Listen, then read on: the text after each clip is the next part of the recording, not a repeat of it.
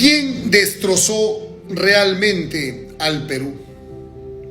Keiko Fujimori dice que recibe un país destrozado, pero hay una pregunta que miles de peruanos se hacen: ¿quién ayudó a destrozarlo? Porque la historia del Perú no empezó ayer, y si queremos encontrar responsables, tenemos que mirar lo que ocurrió durante los últimos 10 años. En el 2016, el fujimorismo obtuvo una mayoría absoluta en el Congreso con más de 70 parlamentarios.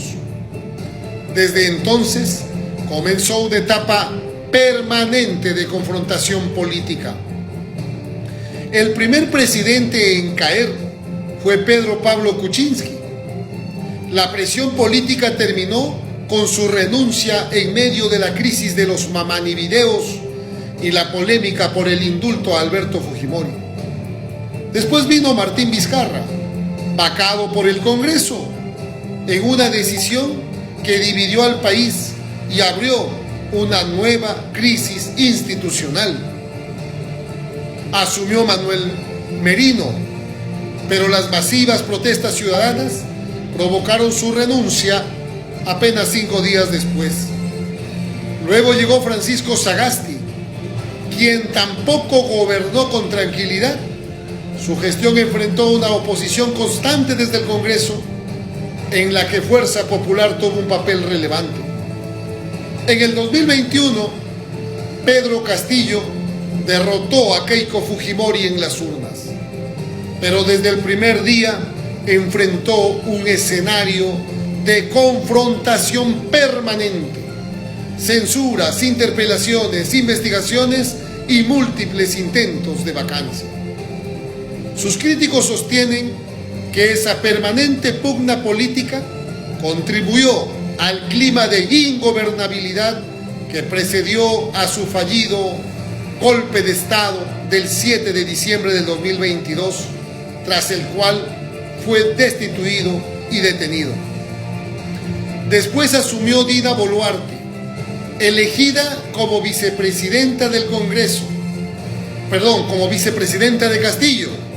Sin embargo, terminó gobernando con el respaldo de la mayoría congresal, incluido el fujimorismo. Durante su gestión, el Congreso rechazó diversos intentos de control político, mientras el gobierno enfrentaba investigaciones por las muertes ocurridas durante las protestas. Posteriormente, llegaron José Gerí y ahora José María Balcázar, elegidos en un Congreso donde el fujimorismo y sus aliados han mantenido una influencia determinante. Pero la discusión no termina con los cambios de presidentes.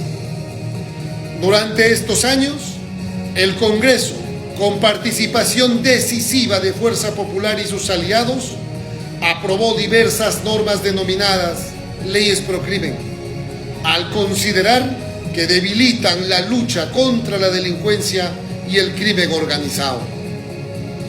También aprobó beneficios económicos para los propios congresistas, como bonos y otros incrementos remunerativos, decisiones que, según sus cuestionamientos, aumentaron el gasto público en un contexto de dificultades fiscales. Para quienes sostienen esta posición, la crisis del Perú no solo fue consecuencia de presidentes que cometieron errores, también fue producto de un Congreso que priorizó la confrontación política, debilitó instituciones y tomó decisiones que profundizaron la desconfianza ciudadana. Por eso, cuando Keiko Fujimori dice que encuentra un país destrozado, surge una pregunta inevitable: ¿puede alguien presentarse como quien viene a reconstruir el país cuando su partido fue uno de los principales protagonistas de la crisis política en los últimos años? La respuesta lo tendrá cada peruano, pero una cosa parece quedar clara: La historia no comenzó ayer, no empezó ayer. Quien aspira a gobernar también debe responder por el papel que desempeñó mientras otros gobernaban. Porque la estabilidad no se destruye de un día para otro. Se destruye con años de confrontación, decisiones políticas y luchas por el poder. Y eso también forma parte de la historia reciente del Perú. ¿Tú qué opinas? ¿Keiko recibe un país destrozado? ¿O el fujimorismo también debe asumir una parte de la responsabilidad por cómo quedó el Perú?